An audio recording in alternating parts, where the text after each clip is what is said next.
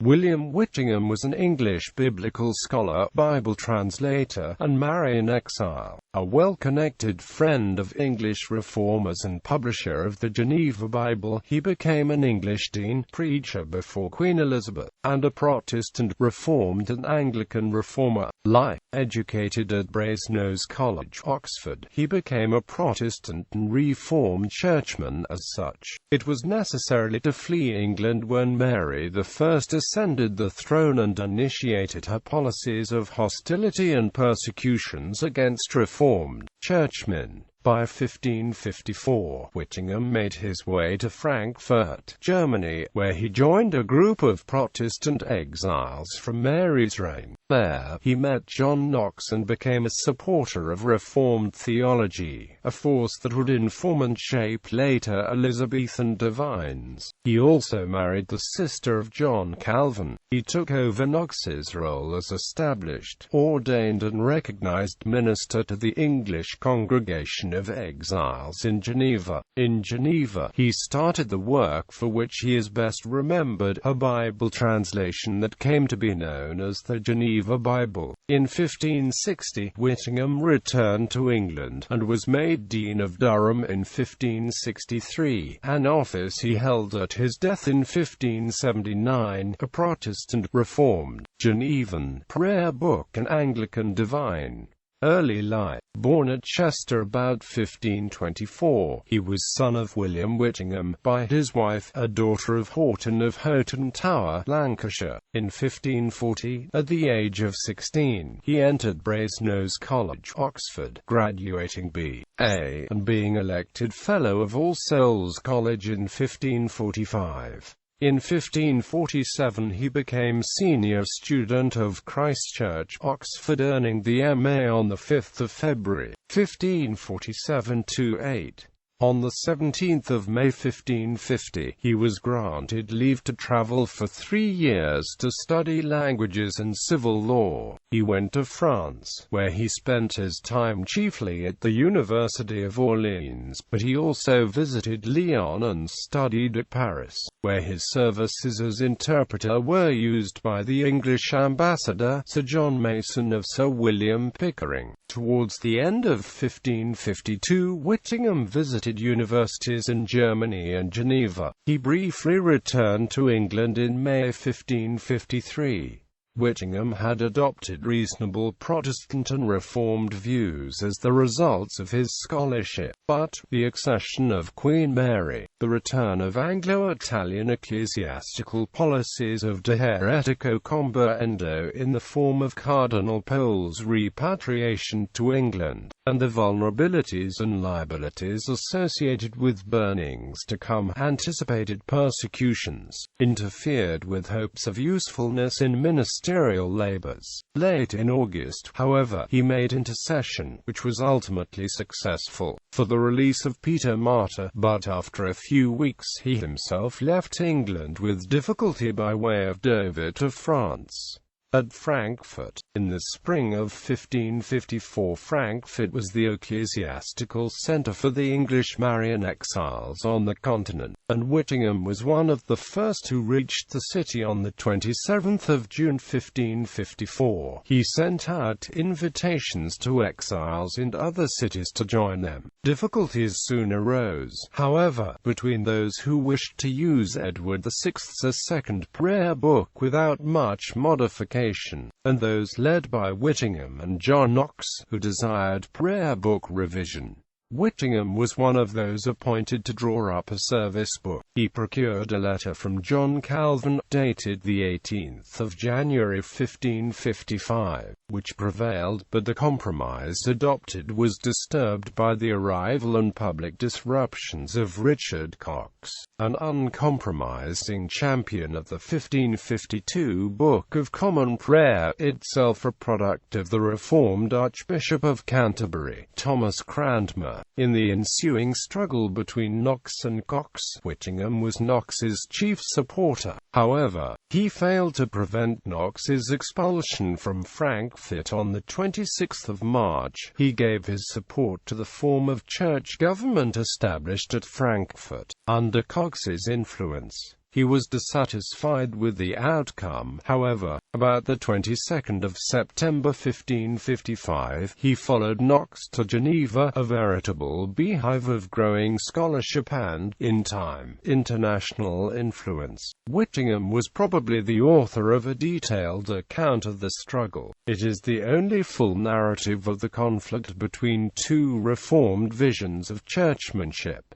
At Geneva, on the 16th of December 1555, and again in December 1556, Whittingham was elected an elder of the English-speaking church at Geneva on the 16th of December 1558. He was appointed a deacon, and in 1559 he succeeded Knox as minister at Calvin's insistence.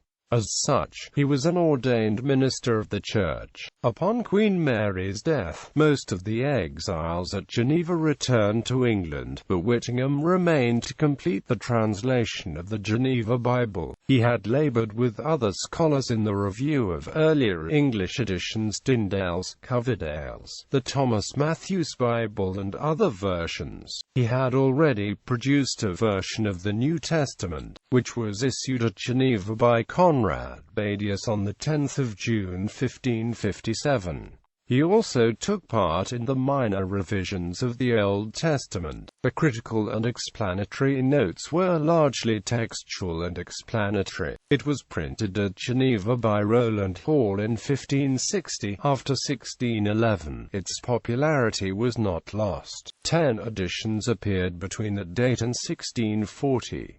It was an influential version for at least 100 years. By the 17th century, as Laudian influences would gain ascendancy, all things Genevan grew to be condemned, a movement that would be re-energized in the 19th-20th centuries by Tractarians. Besides the translation of the Bible, Whittingham issued metrical versions of Psalms. 7 of these were included among the 51 Psalms published at Geneva in 1556. Others were revised versions of Thomas Sternhold's Psalms. A metrical rendering of the Ten Commandments by Whittingham was appended. Another edition of 1558, now lost, is believed to have contained 9 fresh Psalms of Whittingham. These were reprinted in the edition of 1561, to which Whittingham also contributed a version of the Song of Simeon and 2 of the Lord's Prayer. Besides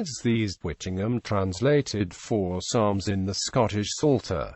These do not appear in any English edition. Whittingham also wrote a preface to Nicholas Ridley's brief declaration of the Lord's Supper, a reformed view of the sacrament. He revised for press Knox's work on predestination, published at Geneva in 1560.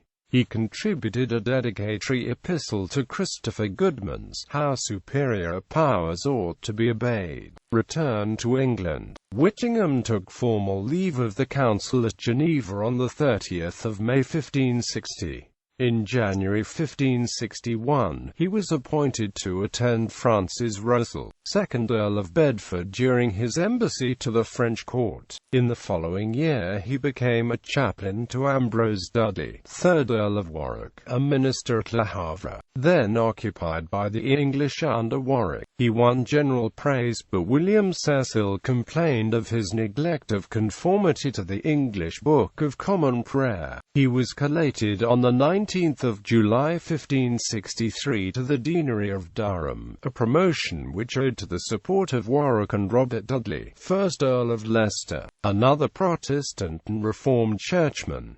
On his way to Durham, he preached before Queen Elizabeth I at Windsor, the 2nd of September 1563. In keeping with his past, Whittingham took his religious and scholarly duties seriously, holding 2 services a day, devoting time to his grammar school and song school, and church music. Before the outbreak of the Rising of the North in 1569, he unsuccessfully urged James Pilkington, the Bishop of Durham, to put the city in a state of defense, but he was more successful at Newcastle, which resisted the rebels. In 1572, when Lord Burleigh became Lord Treasurer, Whittingham was suggested, probably by Leicester, as his successor in the office of Secretary. In 1577, Leicester also promised Whittingham aid in securing the See of York at Durham, both being vacant, but Whittingham did not press for preferment.